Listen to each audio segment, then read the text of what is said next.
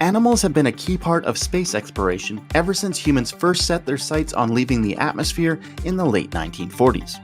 The attitude towards this necessary evil is aptly described in this NASA quote about a primate manned launch in 1949.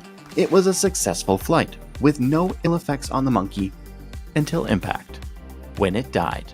Now, I don't know why we needed a monkey on board to prove that impacts with the ground should be avoided, but I'm sure future astronauts appreciated this being solved without their involvement. Sadly, dozens of dogs, apes, and monkeys did end up making the ultimate sacrifice during the early years of both the American and Soviet space programs. But don't worry, this video isn't just going to focus on animals with unhappy endings. This is a list of some of the most unique, unknown, and interesting stories of non-human creatures going to space. The Kármán line is an imaginary barrier 68 miles from the Earth's surface that is officially recognized as the place where the Earth's atmosphere meets outer space. This line was crossed by a living creature for the first time just 2 years after the end of World War II. The record-breaking subject? A fruit fly. On February 20th, 1947, at the White Sands Missile Range in New Mexico, a captured German V-2 rocket was loaded with fruit flies and launched to a height of 68 miles. The purpose was to determine the impact of cosmic radiation exposure outside of our atmosphere, and fruit flies were chosen due to their genetic similarity with humans. After a 3-minute flight, the capsule containing the flies broke away from the rocket and parachuted safely to the ground. The flies were unharmed, and more importantly, had no genetic mutations after their exposure to outer space. While many other animal astronauts would follow, and NASA wouldn't be founded for another 10 years, it was the fruit fly that had the prestige of taking the first very small step in America's journey to put a human in space. 1 rabbit, 2 dogs, 2 rats, 15 flasks of fruit flies, 42 mice, and a variety of plants and fungi. When it comes to sending animals to space, the Russians certainly got a lot of bang for their ruble. Yes, this entire ensemble was sent together on a single rocket in August 1960. Korabl Sputnik 2, or Sputnik 5 as it was mislabeled by the West, was a test flight of the Vostok-class spacecraft, the vehicle that would eventually end up winning the race to put the first man into orbit. For this flight, the 2 dogs, Belka and Strelka, were the main focus of the experiment, as both biomedical telemetry and television images of the animals was beamed back to Earth for analysis throughout the mission. After a successful launch, the spacecraft reached an altitude of 200 miles, and during the capsule's 4th orbit, Belka vomited in what was the first documented case of space sickness. After 26 hours and 17 orbits, Korabl Sputnik 2 re-entered the atmosphere and went through the Vostok's unique landing sequence. Specifically, this involved the cosmonaut, or in this case, the pressurized animal cabin, ejecting and parachuting down separately from the spherical descent module. Though 27 of the 42 mice died in space, the rest of the animals were recovered in good health, marking another achievement. Korabl Sputnik 2 meant that the Soviets were the first to launch living creatures into orbit and, here's the important part, bring them back safely. As a result, Belka and Strelka became international celebrities. 8 months later, Yuri Gagarin would follow in their footsteps and become the first human to orbit the Earth. As for the dogs, amazingly, no one felt the need to cut them up and look at their insides. Thus, both were able to live out their days naturally. Today, you can find the preserved bodies of Strelka and Belka, as well as their pressurized animal cabin, on display in the Moscow Museum of Space and Aeronautics. By 1963, both the US and USSR had achieved the goal of safely launching humans into orbit. Meanwhile, in France, their space program was focused on something even more ambitious: making a cat do something it doesn't want to do. Fresh off the successful launches of 3 different rat payloads, the French civilian space agency CERMA purchased 14 cats and began training them for a suborbital mission. This included hours of practice sitting in their restraining boxes, prolonged exposure to rocket noise and rotational simulations, and of course, like all astronauts, there was some time in the high-G centrifuge. Oh, and did I mention that all the cats had permanent electrodes surgically implanted in their brains?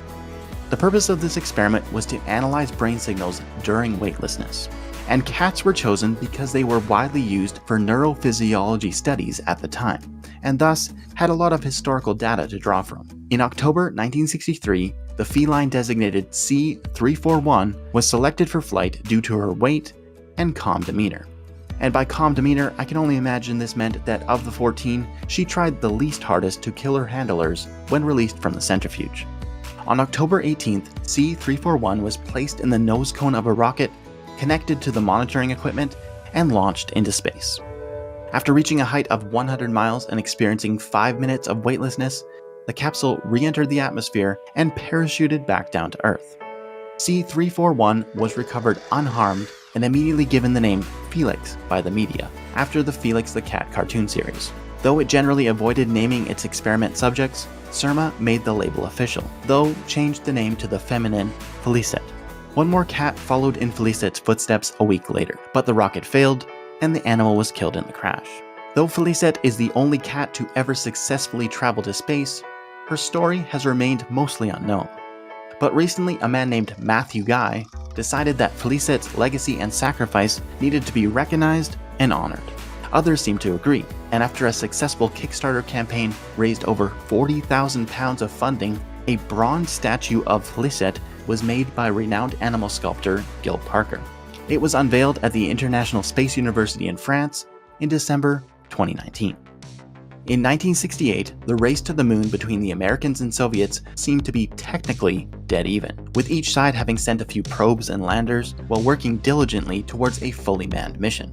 Much like with our first forays into orbit, what effect this new environment would have on living creatures was a legitimate concern. So in order to gather some much-needed data, in September 1968, the Russians assigned 2 tortoises to the Zond 5 lunar mission.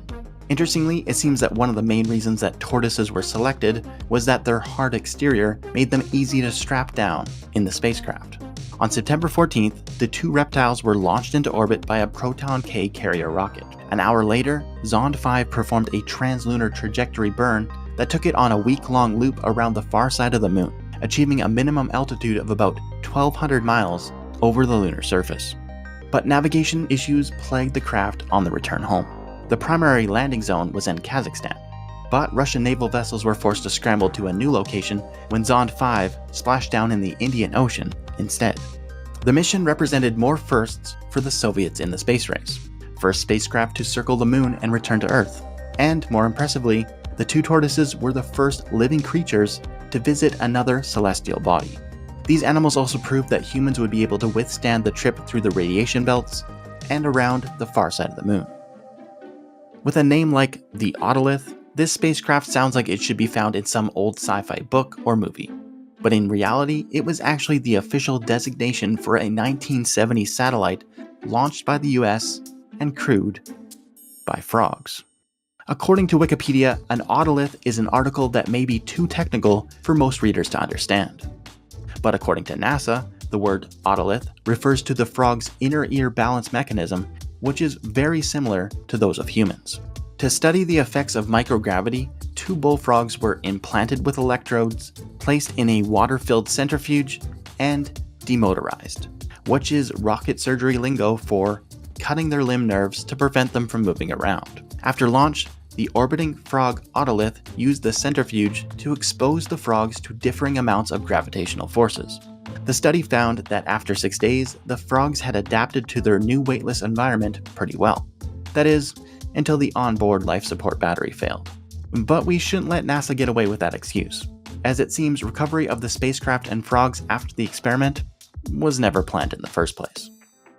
In an effort to involve the public in the upcoming Skylab space station, NASA conceived the Skylab Student Project in 1971. Some 3,400 proposals were submitted, with 25 being selected for flight. Among the winning entries was 17-year-old Judith Miles' experiment called Web Formation in Zero Gravity. In July 1973, 2 female cross spiders named Anita and Arabella were launched with the second Skylab crew. After taking a couple days to adjust to weightlessness, both spiders had no problem spinning webs very similar to those they made back on Earth, with the one notable difference being the silk was thinner overall and had varying thickness throughout the web. While the Skylab spiders were the first to weave a web in space, several more have flown since, including 2 orb weavers that were part of a troubled experiment on the International Space Station in 2009. It all started when the backup spider broke into the test chamber and the 2 spiders were forced to coexist, building intersecting webs. Then, the live flies that had been brought for food ended up reproducing too quickly, with larvae spilling out of the breeding container and eventually piling up in front of the window of the enclosure, blocking the view of the spiders. In 2012, another student-inspired experiment resulted in a jumping spider being put into orbit for 100 days aboard the ISS, during which the spider adapted to 0G and had no trouble hunting its prey. This spider knot also survived the return back to Earth, dying of natural causes while on display at the Smithsonian in December 2012. I hope you enjoyed this list of some of the strangest animal, amphibian, reptile, insect, and arachnid space travelers. For more weird space and aviation history, please subscribe and check out one of my other videos linked here.